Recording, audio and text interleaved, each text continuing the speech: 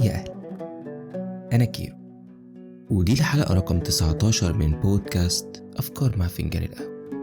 البودكاست اللي هنحاول نلاقي فيه لحظات من السلام النفسي وسط دوشة الحياة.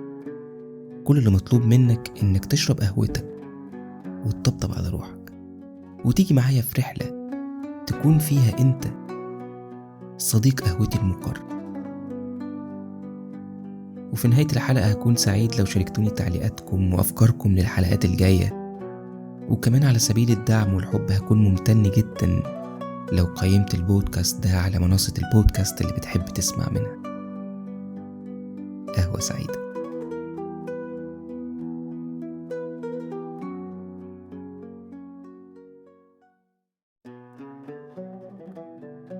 بيقول إرنست هيمنجواي الحائز على جائزة نوبل في الأدب: الكتابة ليست شيئا معقدا، كل ما تفعله هو أن تجلس أمام الآلة الكاتبة وتنزف. قفل اللابتوب وفضل ساكت للحظات. اتعود في حياته على فكرة السعادة الناقصة وبطل يطارد فكرة السعادة الكاملة في الحياة. يمكن عشان كده كان بيكتب، عشان يرمم الحتت الناقصة جواه ويحطها جنب بعض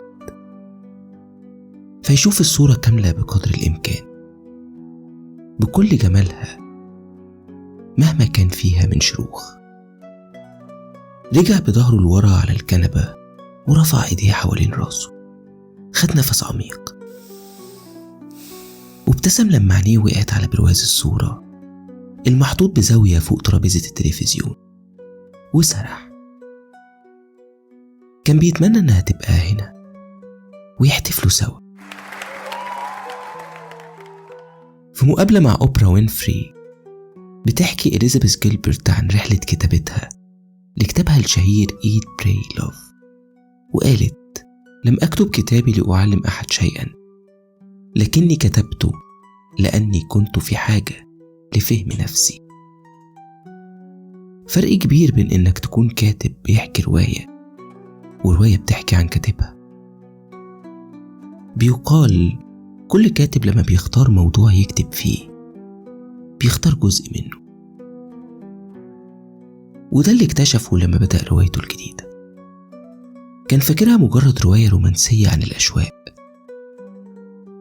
عن الحنين اللي بيربط الإنسان بماضيه أو وطنه أو أهله أو حبيبته.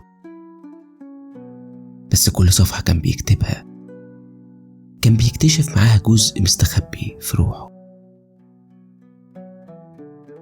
الصورة في البرواز كانت من أول أسبوع ليهم مع بعض في جزيرة كريت من 5 سنين. من أول ما حط رجليه على الجزيرة وقع في غرامه بكل سحر التاريخ والرومانسية والهدوء اللي فيها، واتمنى لو يعيش هنا. وهو نفس الوقت اللي فيه قرر يبدأ في كتابة روايته الجديدة. والنهاردة مضى عقد نشر الرواية من خلال اجتماع على تطبيق زوم مع الناشر. وأخيرا بعد سنين من انقطاع شبه كامل عن العالم الرواية هتشوف النور. اختار يسميها سينزوخت، رواية الأشواق المستحيلة، وهي كلمة ألمانية معناها الشوق لشيء غامض، كأنك بتشتاق لحاجة عمرك ما عرفتها، ومرتبطة في الأدب بفكرة الشعور بالغربة وسط كل حاجة حواليك، والرغبة في العودة إلى حالة من الانسجام الداخلي أو الكمال المفقود. رن منبه تليفونه بيفكروا إن الساعة 11 صباحا. ده الميعاد اللي عود نفسه يخرج فيه كل يوم من وقت ما وصل هنا على الجزيرة، يروح ياخد قهوته ويحط سماعاته بموسيقته المفضلة ويقعد يكتب. طمني عن حالك، خبرني كيف حالك، عم تمشي أحوالك بهالكون الغريب. دي العادة اللي حاول يملى بيها فراغ غيابها بعد رحيلها عنه من 4 سنين. ومن يومها وكريت بقت وطنه المؤقت، أو يمكن منفى جميل لأشواقه. في الجو عندك بعد عم بتشتي أو طل الربيع. 3 أسباب خلوه يقرر يعيش هنا على الجزيرة، وتحديدا في هيراكليون العاصمة. البساطة، المزيكا اللي بيلعبوها أهل الجزيرة في الشوارع طول الوقت، والقهوة اليوناني.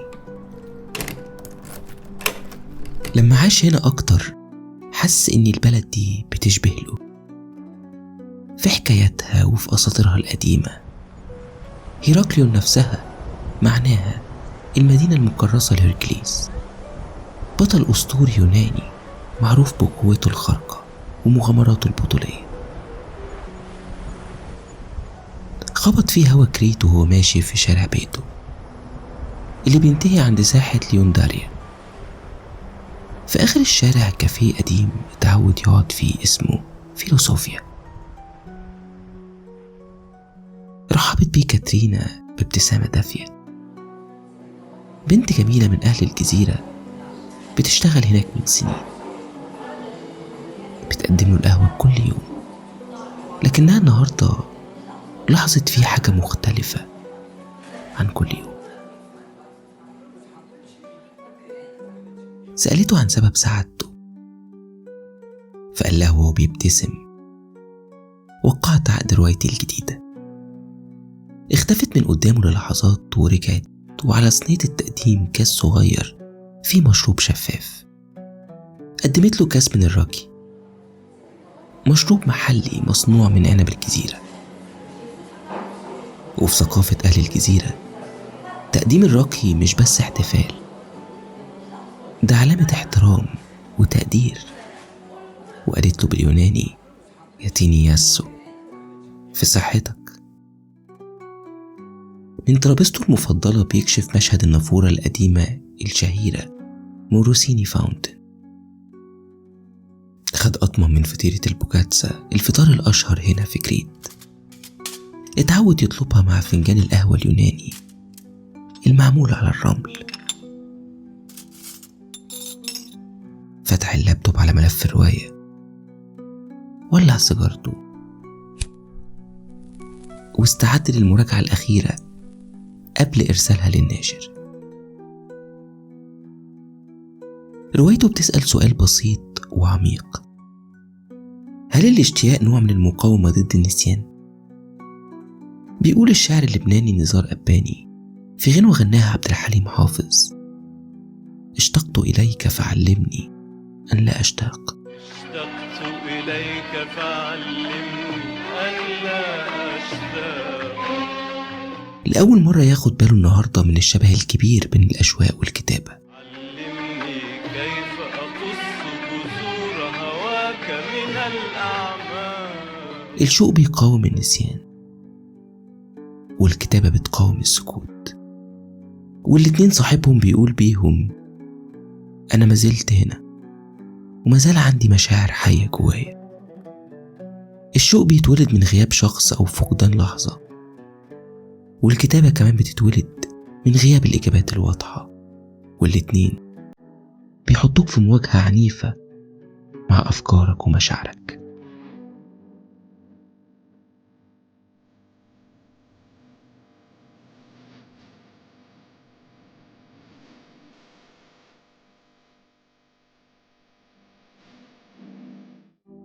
الاشتياق يا صديقي حالة مزدوجة. في أبحاث علم الأعصاب العاطفي بيقولوا إن الشوق بيحرك مراكز المكافأة والألم، فالمخ بيفرح لأنه بيسترجع حاجة بتسعده، وبيتوجع لأنه ما بيقدرش يرجع لها أو يلمسها فعلا. عشان كده العلماء بيسموه bitter sweet emotion، المتعة المؤلمة. فلما تشتاق بتقف قدام مراية حنينك، تلاقي وشك بيبتسم وعينيك بتبكي عادي في نفس المشهد. يمكن عشان كده قرر يكتب الرواية دي. في أول صفحات الرواية وعلى لسان بطلها اللي بيكتب رسالة لحبيبته من فوق سرير المستشفى بعد إصابته في الحرب العالمية التانية.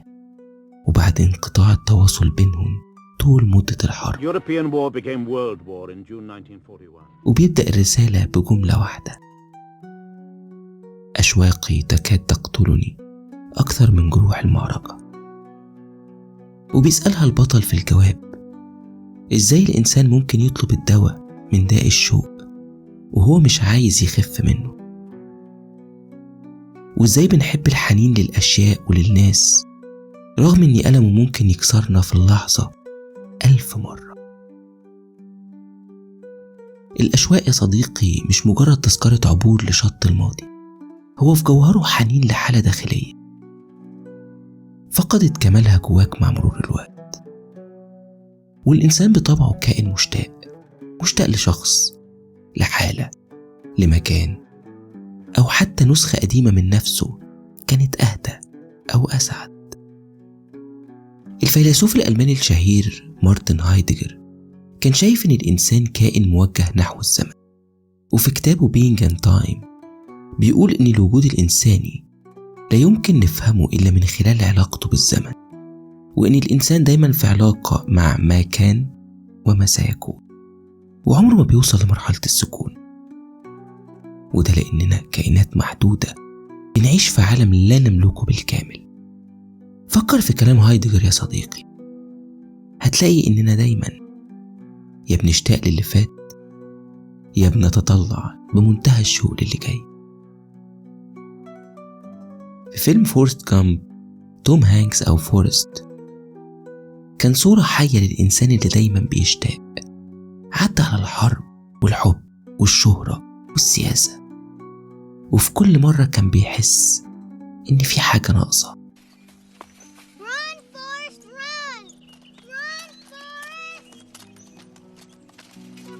وبعد ما سابته جيني بيدخل فورست في حالة من الحزن والفراغ، فبيقول ببساطة إنه بدأ يجري بدون سبب، لكنه استمر في الجري لسنين.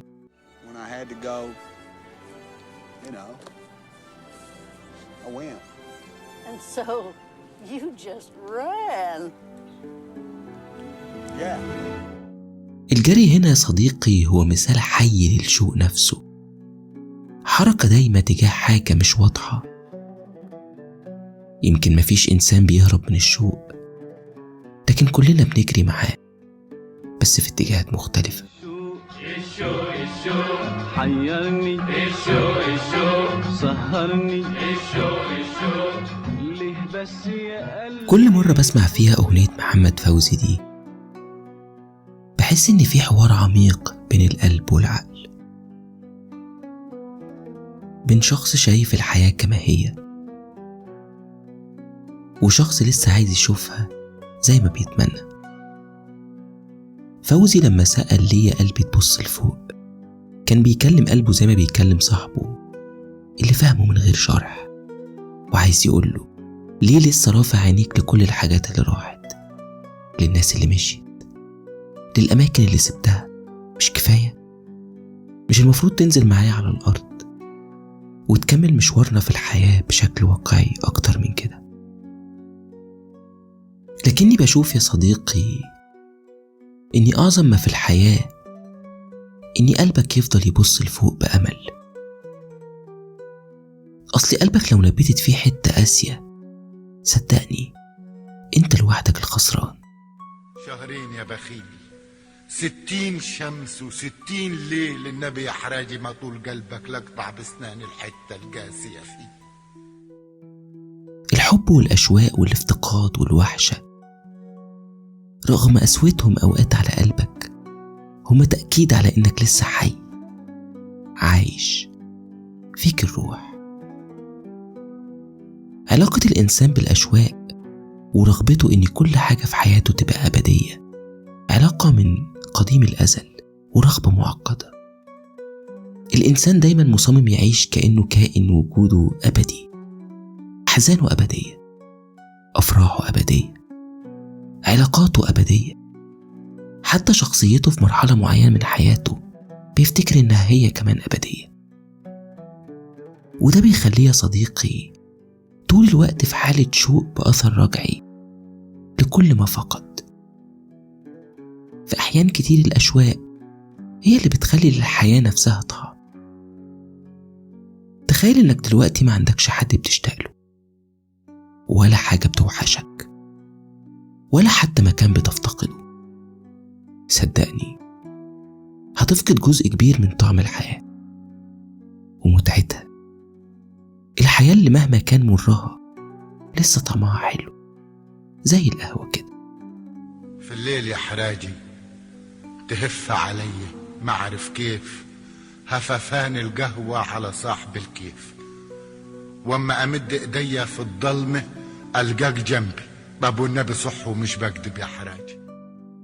في ديوان جوابات الأسطى حراجي القط بيحكي الخال عبد الرحمن الأبنودي عن مجموعة جوابات ورسائل شعرية بيكتبها الأسطى حراجي القط العامل في السد العالي إلى زوجته فاطمة أحمد عبد الغفار في قرية جبلية الفار، وفضلوا يتبادلوا مشاعر الأشواق دي في رسائل بتشيل جواها كل المشاعر الإنسانية بكل تناقضاتها وجمالها.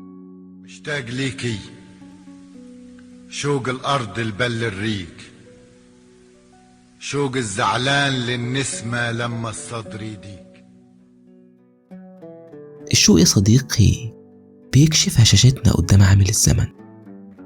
زمان كان الانتظار جزء من الشوق، كنت بتستنى جواب جاي من بعيد تستلمه بعد أيام وربما أسابيع ويمكن شهور.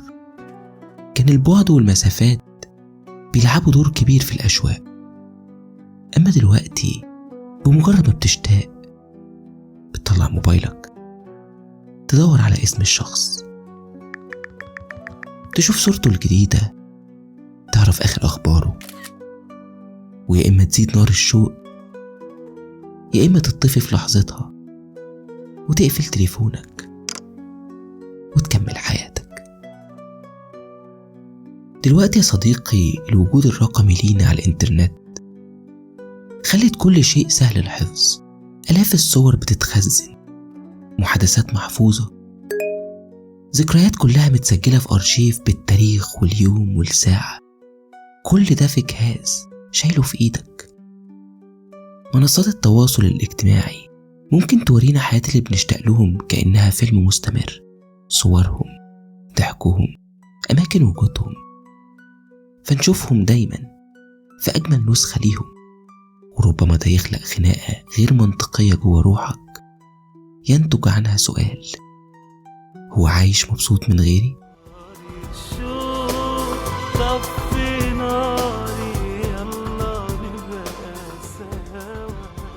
على مدار تاريخ الأغاني اتهموا كتير الشوق إن له نار بتحرق صاحبها، وارتبط كمان فيها الأشواق بالليل، وده لأن الليل مراية الروح. في النهار الدنيا دوشة والزحمة بتغطي على الأصوات جواك، لكن أول ما الليل يستقر الأشواق بتعرف تلاقي سكتها لروحك. واكتشف في اللحظة دي إنه فضل يمشي على كورنيش كريت وهو بيقلب في صورها لحد ما دخل الليل عليه. اسمها إلينا، روائية أجنبية شابة. اتعرفوا على بعض في ندوة لكاتب شهير في الجامعة الأمريكية في القاهرة، وحبوا بعض واتجوزوا وسافروا مع بعض يعيشوا هناك على الجزيرة. وبعد سنة رجعت لبلدها وسابته، وقرر هو يكمل حياته هنا لسبب غير معلوم. يا صديقي الليل دايما بيضخم المشاعر.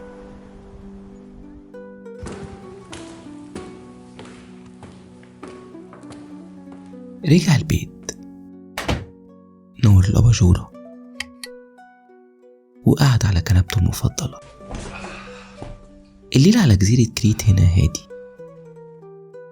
فتح ألبوم صور كان بيجمع فيه كل صوره، صور أهله، صوره وهو صغير وهو شاب في الجامعة، صورته مع أول رواية صدرت له في معرض الكتاب، وطبعا صوره معاه. سأل نفسه ليه وإمتى اخترع الإنسان فكرة الصور، وليه وصلت إنها تبقى جزء من حياتنا، وليه أصبح هوس الناس بتوثيق اللحظة على حساب قيمة استمتاعهم بيها. جوزيف نيبس صاحب أول صورة فوتوغرافية في التاريخ لما وقف يصور مشهد شباك بيته في فرنسا ما كانش يعرف وقتها إنه بيغير علاقة الإنسان بالزمن ولا إنه هيخلق لغة جديدة للأشواق.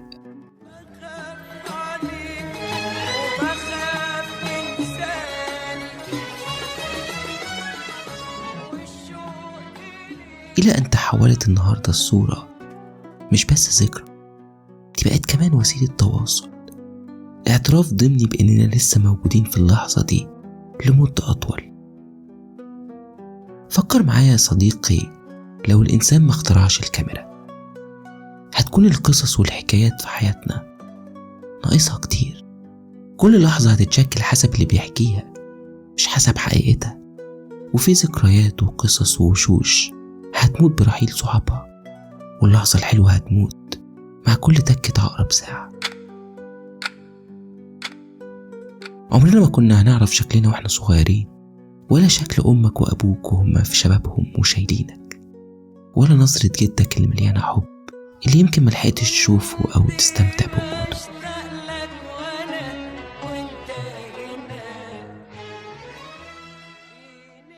في مقال حديث للباحثة سيلفيا بيروسارا بعنوان The Future of Nostalgia، بيروسارا بتشوف إن التدفق المستمر للذكريات أونلاين بيخلق وهم الاستمرارية، لكنه في الحقيقة بيمنعنا أوقات من الاعتراف بالفقد، وإن الإنسان لازم في حياته يعترف بإن بعض الأشياء في الحياة لا تستعاد. بص لصورتها في إيديه من تاني وهمس لنفسه كأنه بيحاكم قلبه، ليه بحاول أرجع اللي راح ولو في خيالي؟ ثم اعترف لنفسه إنه في نوع من الشوق بيدمر، بيعيشك في حالة من الرفض، رفض التقبل الغياب ورفض الفكرة إن الزمن والحياة بيتغيروا.